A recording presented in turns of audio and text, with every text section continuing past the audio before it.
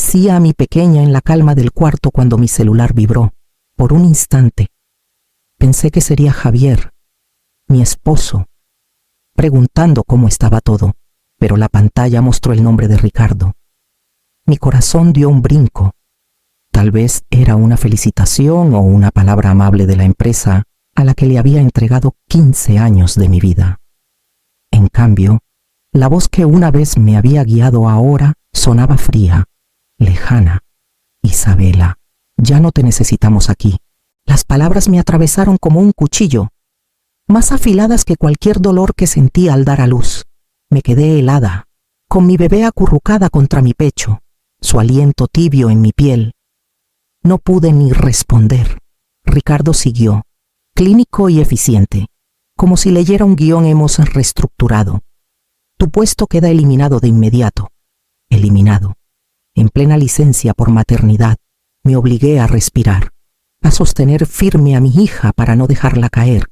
Mi mente giraba en pedazos 15 años de noches largas, fiestas perdidas, fines de semana enterrados en informes, todo borrado en una sola llamada. Ricardo terminó con un seco buena suerte y la línea se cortó. Me quedé en silencio. El celular resbaló de mi mano y cayó sobre el cojín de la mecedora. Mi niña se movió. Su suave llanto me trajo de vuelta. Le susurré, aunque mi voz temblaba. Tranquila, mi amor, aquí estoy. No dejaré que nadie nos quite esto. Javier me encontró aún sentada allí cuando volvió de la cocina. Vio mi rostro, pálido y vacío, y no preguntó nada.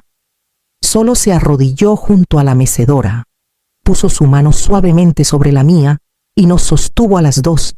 Por primera vez, sentí lo que era ser desechable. Años de lealtad reducidos a nada más que un estorbo para Ricardo. La crueldad del momento no fue casual, fue calculada, diseñada para golpearme en mi punto más débil. Besé la frente de mi hija, suave como la seda, y supe que debía ser fuerte, pero en el fondo, algo en mí se había roto, una grieta que no estaba segura de poder sanar. Y en ese silencio, los ojos de Javier me decían que ya estaba pensando en el siguiente paso. A la mañana siguiente, todavía herida por la llamada de Ricardo, entré al portal de la empresa por costumbre. Mis proyectos, en los que había vertido mi alma, ya no llevaban mi nombre. Donde antes decía líder Isabela Torres, ahora aparecía líder Ricardo Vargas. La imagen me vació por dentro. Era como si nunca hubiera existido allí. Seguí navegando, desesperada por encontrar alguna huella de mis años. Pero todo rastro mío había sido eliminado. Informes que escribí, presentaciones que armé, incluso memos internos, el nombre de Ricardo estaba estampado en cada uno, como si él hubiera escrito cada palabra. Aferré el borde de mi escritorio, luchando contra las ganas de llorar. A media mañana, mi celular se iluminó con mensajes. Algunos colegas me escribieron, pequeños destellos de apoyo entre emojis y buenos deseos vagos. Lo siento mucho. Isa, no es justo. Pero ninguno se atrevió a llamarme. Nadie se puso de mi lado. El miedo los mantenía callados, encadenados a sus escritorios, sin arriesgar su propia seguridad por la mía. Ese silencio dolió más que la traición de Ricardo. Me mostró lo frágil que era la lealtad en ese lugar. Lo fácil que era mirar hacia otro lado cuando alguien caía. Javier estaba cerca, con su laptop abierta, pero su atención en mí. No me apresuró con consuelos vacíos ni promesas falsas. En cambio, dijo con calma, pásame todo, cada correo, cada memo. Dudé. ¿De qué sirve? Ya me borraron. Sus ojos no titubearon. Entonces guardemos el registro que no pueden tocar. Lo hice. Envié mensaje tras mensaje, construyendo un archivo silencioso de la injusticia que se desplegaba en tiempo real. Con cada clic en enviar, sentía un cambio extraño. No una sanación, pero sí un hilo de propósito tejiéndose en la desesperación. Javier no dio sermones ni regañó. Solo asintió cada vez que llegaba otro archivo. Su silencio firme, inquebrantable. Aún no sabía qué planeaba, pero cuando cerró su laptop esa noche, con un leve brillo de determinación en su rostro, supe que su calma no era solo por mí, era por algo mucho más grande. Una semana después, el dolor de ser borrada aún estaba fresco cuando una colega me envió un enlace por mensaje. Dudé antes de abrirlo, pero la curiosidad ganó. El titular de una revista de negocios me miró con descaro: Ricardo Vargas reestructurando el futuro. Mis manos temblaron mientras leía. Ahí estaba él, sonriendo con confianza en un traje impecable, hablando de su liderazgo visionario y las decisiones audaces que llevarían a la empresa adelante. Mi estómago se retorció cuando llegué a sus palabras. Necesitamos líderes, no cuidadores. Cuidadores. Era un puñal disfrazado de retórica, un insulto envuelto en lenguaje corporativo. No solo me descartaba como empleada, sino como madre, reduciendo 15 años de dedicación a un estereotipo que él creía lo hacía lucir fuerte. Las lágrimas nublaron la pantalla hasta que no pude leer más. Dejé el celular y hundí el rostro en mis manos. Por primera vez desde la llamada, me permití llorar sin contención, no solo por el trabajo perdido, sino por la dignidad que me había arrancado tan públicamente. Javier se sentó a mi lado. Su silencio un contrapeso firme a mi desmoronamiento. No interrumpió, solo tomó mi mano, presionando su palma contra la mía hasta que mis sollozos se suavizaron. Luego, con su tono calmado y firme, dijo: «No gastes lágrimas en él, solo espera». Lo miré con los ojos hinchados, esperar que ya ganó, pero la expresión de Javier no reflejaba mi desesperanza. Había algo calculado en su mirada, algo que parecía más estrategia que consuelo. No esperaba que Ricardo tropezara. Esperaba el momento preciso para actuar. Me limpié el rostro y me recosté, abrazando a nuestra hija contra mi pecho. Ella se movió en su sueño, inocente y ajena a la crueldad de hombres como Ricardo. Sostenerla me ancló, me recordó lo que realmente importaba. Aún así, las palabras de Javier resonaban. Solo espera, sonaban como una promesa, con un peso que aún no entendía. Las semanas se arrastraron, cada día trayendo nuevos recordatorios de lo que había perdido. Mientras estaba en casa cuidando a mi hija y tratando de reconstruir mi sentido de valía, comenzaron a llegar noticias de la empresa. Primero fue un mensaje de un excompañero: «Cliente furioso, proyecto retrasado semanas, ojalá estuvieras aquí». Luego otro: «2 analistas senior renunciaron hoy. No aguantaron más a Ricardo».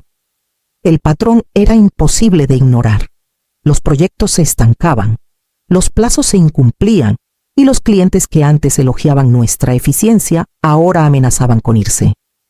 Lo que antes era una operación bien aceitada se deshacía bajo la arrogancia de Ricardo. Él intentó controlar la narrativa. Claro, en un correo a todo el personal, afirmó que los retrasos eran por problemas heredados, sistemas y prácticas supuestamente ligados a mi liderazgo. Leer esas palabras fue como otra bofetada, como si incluso en mi ausencia necesitara culparme. Pero yo sabía la verdad. Esos sistemas habían sostenido a la empresa por años. Lo que se derrumbaba ahora no era la infraestructura, era la confianza. Y la confianza, una vez rota, rara vez se repara. Los rumores llegaron hasta la junta directiva. Un contacto me confió que los directores estaban inquietos. Habían notado que el colapso coincidía con mi salida, aunque nadie se atrevía a decirlo en voz alta aún. Admitirlo sería reconocer que despedirme había sido un error catastrófico. Por las noches, cuando la casa estaba en silencio, salvo por la suave respiración de nuestra bebé, me sentaba con Javier y le contaba cada novedad. Él escuchaba sin interrumpir, su pluma moviéndose sobre un cuaderno, anotando fechas, nombres y detalles que yo podría haber pasado por alto. Lo observé con cuidado, la forma en que catalogaba cada pieza de información, y me di cuenta de que no solo escuchaba por mí, estaba construyendo algo en silencio, un marco que aún no podía ver. La empresa que me había descartado comenzaba a tambalearse sobre sus propios cimientos, y aunque Ricardo seguía sonriendo en fotos y alardeando en memos, las grietas estaban allí, extendiéndose bajo la superficie, esperando que el peso de la verdad las abriera de par en par una noche, mientras doblaba ropita de bebé recién salida de la secadora. Mi celular vibró con un mensaje de una antigua colega. Dudé antes de abrirlo, insegura de si podía soportar otro recordatorio del mundo del que me habían aislado. Pero el texto era breve. Urgente, revisa tu correo. No le digas a nadie que fui yo. En mi bandeja de entrada había una carpeta con documentos, reportes internos, comunicaciones con clientes y memos financieros marcados. En el centro estaba un contrato importante que yo había conseguido, ahora al borde del colapso. Los plazos de entrega se habían incumplido, los hitos clave ignorados. El cliente amenazaba con retirarse por completo. Leí página tras página, mi pulso acelerándose. Esto no era un tropiezo menor. Era el tipo de fallo que podía hundir la reputación de la empresa por años. La respuesta de Ricardo, una declaración a la Junta, culpando factores externos fuera de nuestro control. Al leer esas palabras, casi me reí de pura frustración. No había cambiado. Desviar, negar y pulir su imagen mientras todo bajo él se pudría. Le reenvié la carpeta a Javier sin explicación. Minutos después, apareció en la puerta, papeles en mano. Los ojos afilados por la concentración, no alzó la voz. No maldijo ni celebró. Solo dijo: esto va más allá de un mal liderazgo. Durante las siguientes noches, lo vi en la mesa del comedor, con carpetas extendidas por la superficie. Ya había recopilado estatutos sobre protecciones laborales, especialmente sobre licencias por maternidad. Ahora tejía las irregularidades financieras de esos documentos, fondos transferidos sin autorización, gastos disfrazados de bonos, lagunas legales estiradas más allá de lo permitido. Me apoyé en el marco de la puerta, con nuestra hija en brazos, y pregunté suavemente: ¿desde cuándo estás armando esto? No levantó la vista de sus notas. Desde el día que te llamó. Sabía que lo que hizo no solo era injusto, era ilegal. Sus palabras no tenían drama ni triunfo, solo certeza. En ese momento, me di cuenta de que la arrogancia de Ricardo no solo se resquebrajaba por malas decisiones, estaba siendo documentada, pieza por pieza, en un archivo demasiado pesado para que escapara. Era pasada la medianoche cuando entré sigilosamente al comedor, cuidando no despertar a la bebé. Esperaba encontrar las luces apagadas y a Javier dormido en el sofá, pero el brillo de su lámpara de escritorio iluminaba el suelo. Estaba encorvado sobre la mesa, con carpetas abiertas, páginas esparcidas, pestañas amarillas marcando cada hoja. Su pluma se movía con firmeza, subrayando secciones de contratos, adjuntando notas a estados financieros, organizando todo con una precisión que no veía desde sus días en la Facultad de Derecho. Javier, susurré, sorprendida. ¿Qué estás haciendo? Levantó la vista, sus ojos cansados pero alerta. Estoy armando un caso, admitió. No solo te despidió, rompió la ley. Las palabras quedaron suspendidas en la habitación, más pesadas que cualquier consuelo que me hubiera ofrecido antes. Mi pecho se apretó. Sabía que las acciones de Ricardo eran crueles, pero ilegales. Eso no me había atrevido a esperarlo. Javier empujó una carpeta hacia mí. Adentro había secciones ordenadas: despido ilegal durante licencia por maternidad, mal uso de fondos de la empresa, negligencia de la Junta. Cada página contaba una historia que reconocía, pero ahora estaba enmarcada con peso legal, transformada en evidencia que hablaba más fuerte que mi dolor. Pasé los dedos por las pestañas, atónita por el trabajo meticuloso. ¿Todo esto lo has hecho desde el principio?, asintió, su voz firme. Desde el día que te llamó. Y hay más. Sacó una carpeta delgada de un cajón. Tengo el 3% de la empresa. Poco, pero suficiente para convocar una reunión de accionistas. Suficiente para ser escuchado. Lo miré. mi corazón acelerado.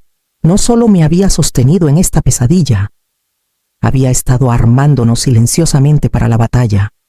Por primera vez desde la llamada de Ricardo, sentí algo más fuerte que la desesperación. Sentí el suelo moverse.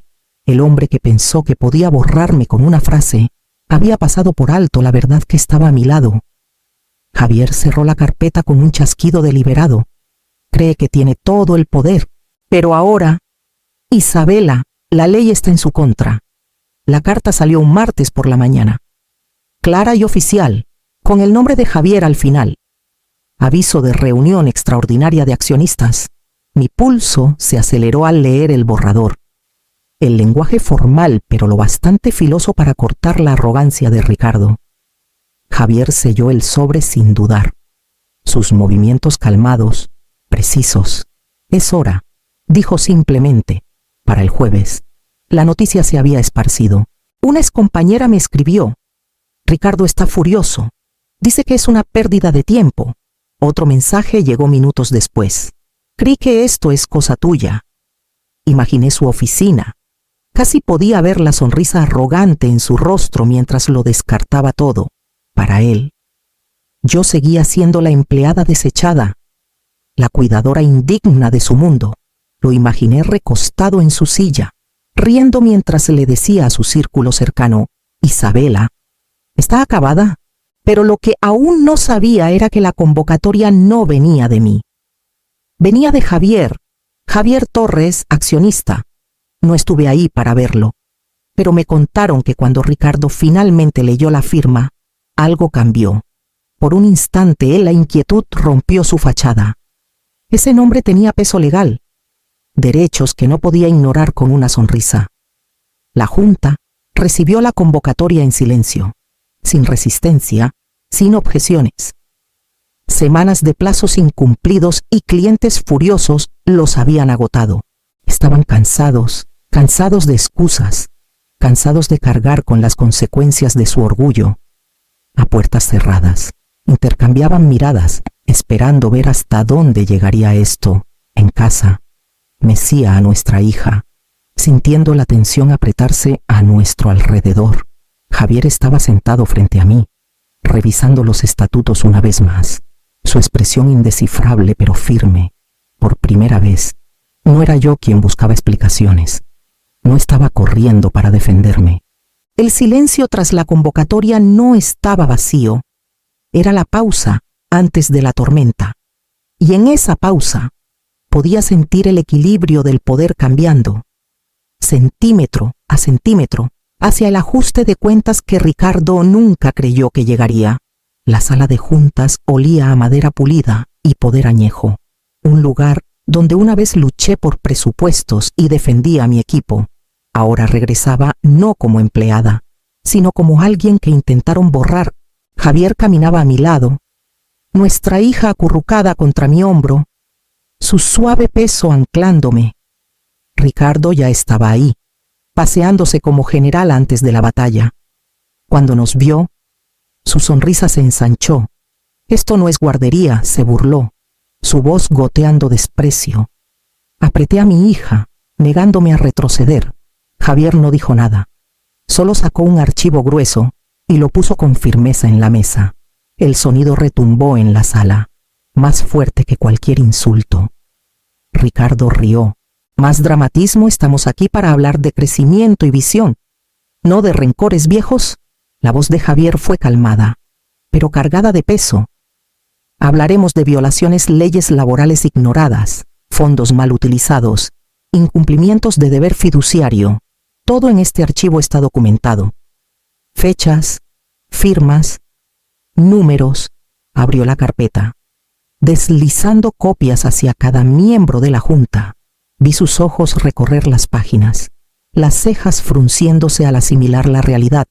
Violaciones laborales ligadas a mi despido, transferencias no autorizadas de fondos, contratos comprometidos por su negligencia.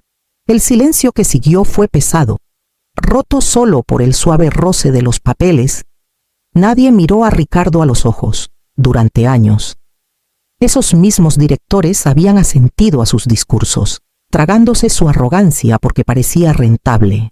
Pero ahora, enfrentados a hechos demasiado claros para ignorar, se movían incómodos en sus asientos.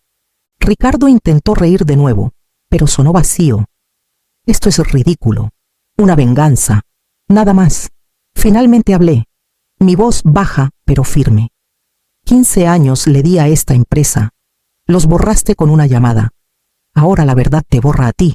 Javier cerró la carpeta, su mirada fija en el hombre al otro lado de la mesa. La elección es tuya. Ricardo, renuncia. O enfréntate a las consecuencias en un tribunal. El aire en la sala cambió. La junta inclinándose hacia una resolución. Su silencio ya no era su escudo. La marea, por fin, estaba girando. La máscara de Ricardo finalmente se rompió. Su voz se alzó, aguda y amarga, resonando en la sala. Esto no es más que una venganza personal. No pudo soportar ser reemplazada, así que ahora se esconde tras su esposo para destruirme. Sentí sus palabras como pedradas, pero antes de que pudiera responder, Javier se inclinó hacia adelante. Su tono era calmo, deliberado, sin rastro de enojo. No es venganza. Ricardo, es la ley. Violaste protecciones laborales, malgastaste fondos de la empresa y traicionaste la confianza de todos en esta sala. Las acciones tienen consecuencias. Los miembros de la junta se movieron. Sus ojos ya no esquivaban, sino que se fijaban en él, uno por uno. Revisaron las carpetas de nuevo, subrayando detalles, murmurando entre sí. El peso de la evidencia era innegable. Finalmente, la presidenta carraspeó. Se llama a votación, dijo, su voz firme, casi ceremonial. ¿Quiénes están a favor de la destitución de Ricardo Vargas como director general? Con efecto inmediato las manos se alzaron alrededor de la mesa, sin dudar, sin oposición. El rostro de Ricardo palideció. Por un momento se quedó inmóvil, la incredulidad grabada en cada línea de su expresión. Luego golpeó la mesa con el puño, murmurando maldiciones mientras recogía sus papeles, pero nadie lo detuvo. Nadie lo defendió. Salió furioso, el eco de sus pasos marcando el fin de su reinado. En horas, la noticia estalló. Los titulares inundaron sitios de negocios y redes sociales. Director general destituido tras despedir a mujer en licencia por maternidad. La historia se esparció como pólvora, cada artículo repitiendo la misma verdad condenatoria. El hombre que había presumido en páginas de revistas ahora estaba deshonrado. Su carrera en ruinas. Sostuve a nuestra hija mientras la televisión repetía su caída. Por primera vez en meses.